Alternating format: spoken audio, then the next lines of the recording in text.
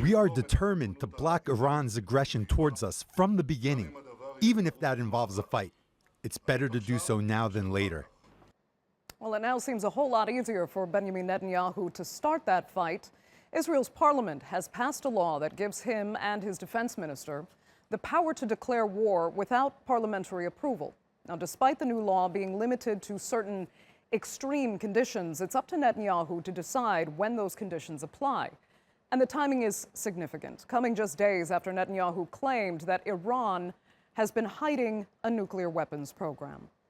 Well, to discuss that law and more, I'm joined now by Omer Barlev. He is a Knesset member from the Zionist Union and a former commander of the Israeli military's special forces. Thank you so much for speaking to us. Let me first just get your assessment of this new law. Is this good for Israel, or does it put your country too much at the mercy of its hawks? No, I think it's not a good law. You know, in the beginning, it's the responsible of all the government to decide whether or not to open a certain military initiative that might lead to war.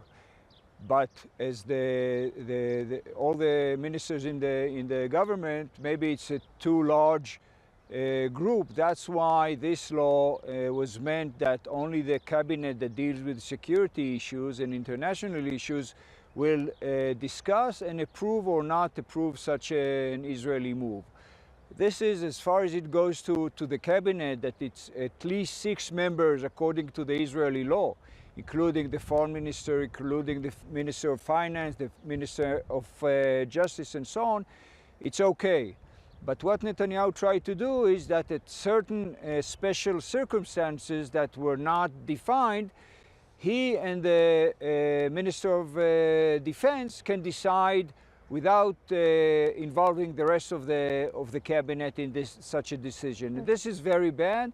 And Okay. what I hear now, that there are currently ministers that are part of the cabinet that are maybe they didn't understand, or didn't read the law, which is quite embarrassing.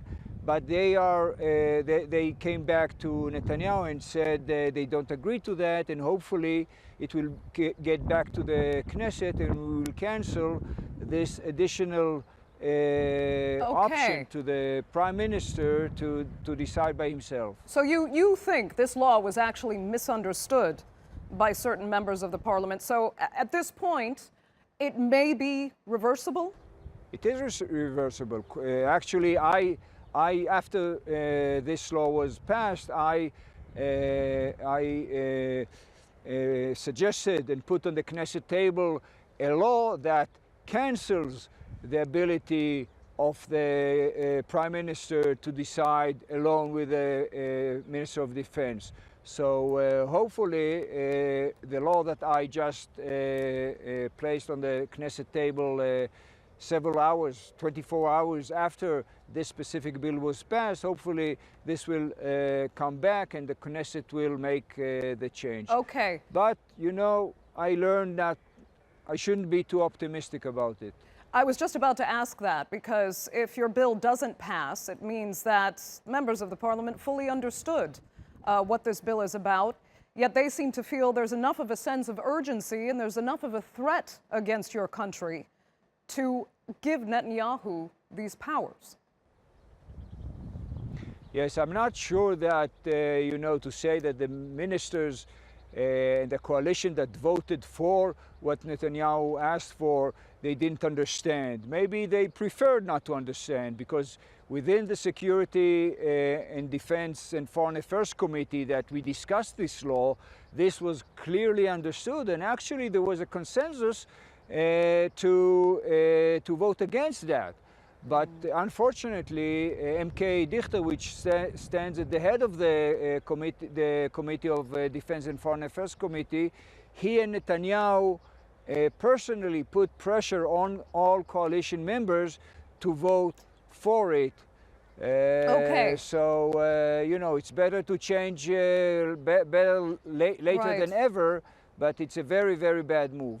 Okay, that is your opinion, though. However, you know that members of the coalition, the ruling coalition, don't agree with you. So I'll let you tell us what you think the worst case scenario could be in this new law passing and giving Defense Minister Avigdor Lieberman and Prime Minister Benjamin Netanyahu this kind of power?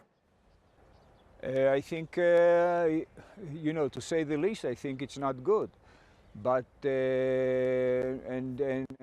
especially in the situation that we are currently facing with all the pressure and tension in the area, right. I think that it's not good, at least, meaning, as the Israeli law says, the cabinet has to decide that. It's not good, though, meaning that Israel could be facing a potential war with Iran, possibly?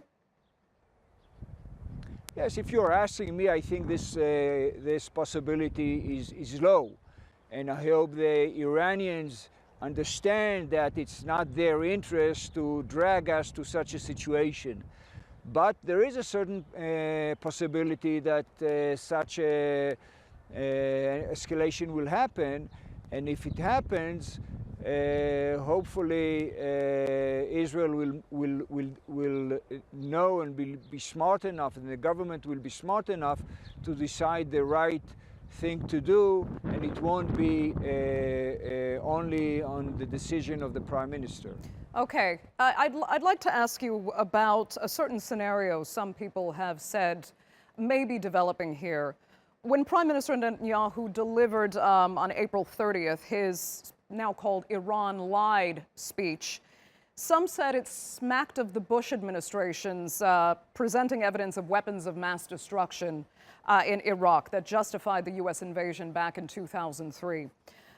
Do you fear that same scenario might be developing in Israel, but with Iran and its nuclear weapons? Right now, first of all, you know, what Netanyahu presented, that the Iranians are lying, and we knew it before the nuclear agreement was signed and after. And this was not, that was not news. We know it for many years, and as well our partners, the US government, the French, the British, they all know that the Iranians are liars. This is on one hand. On the other hand, since the nuclear agreement was signed, as far as I know, the Iranians are doing their utmost to strictly keep the agreement. It doesn't say that tomorrow they might lie again and break out of the agreement, but currently, as far as I understand, they are keeping the agreement. But a part of the agreement that deals only with the nuclear threat, they are developing additional threats like their long-range missile program that can hit, of course, Israel, can hit Turkey, can hit Russia, can hit certain European countries. And this is against the UN Council, Okay. Security Council resolution. So they are doing things that are the UN Security Council said that they are not allowed to do that. Right. So if President Trump, with the French, with the British, will decide to impose sanctions against Iran because they are continuing to develop these type of threats and development programs of their missile program, I think this would be very good for Israel, Okay. for Turkey, and for the whole world. So those options are on the table for the international community. But let me ask you this. What do you feel are the genuine motivations behind getting this law passed? Because some have said that Netanyahu is really trying to jump on the so-called momentum that, of course, his ally Donald Trump has been a part of, with Trump putting the Iran nuclear deal so firmly on his hit list. Netanyahu has joined with that to push, you know, the necessity, the urgency of this matter forward with the Israeli public. But there's also some that really have a suspicion that Netanyahu is trying very hard to distract from criminal charges that are pending against him. What do you think his interest is? Is it really about Israeli security, or is there something more selfish at stake here? No, although I'm part of the opposition, I think it's about Israel's security. And right now, President Trump has two options to decide. One option, which is good for the security of Israel and Turkey and Europe, is to impose additional sanctions with the European against what I said before, Iran's interest to develop its long-range missiles.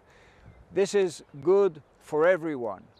On the other hand, if the US will decide one-sided to step out of the agreement, so what will happen that maybe the United States will impose sanctions, but the Europeans said that they won't be part of it. And in that case, we can lose twice. First of all, European sanctions will not be imposed. And second, the Iranians will say, okay, if the US stepped out of the agreement, we are going forward with our nuclear agreement. And of course, this is not good for Israel, and it's not good for our entire region. Okay. Omer Barlev, we're going to have to leave it there. I'd like to thank you so much for joining us on the Newsmakers.